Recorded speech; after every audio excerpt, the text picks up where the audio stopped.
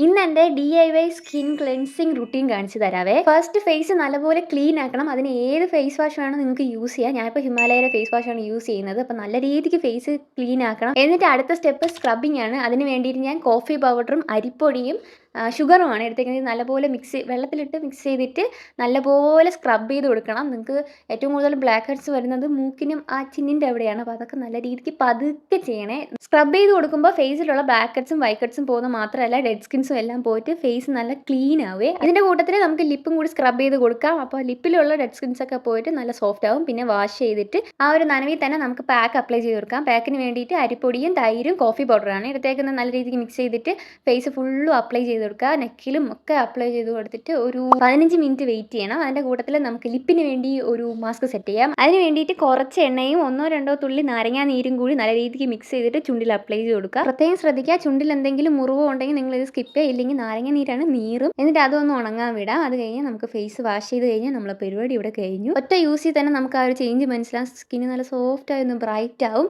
പിന്നെ പ്രത്യേകം ശ്രദ്ധിക്കുക, ഒരു മോയ്സ്ചറൈസർ മസ്റ്റായിട്ട് യൂസ് ചെയ്യണം. അപ്പോൾ അത്രയേ ഉള്ളൂ വീഡിയോ. ബൈ.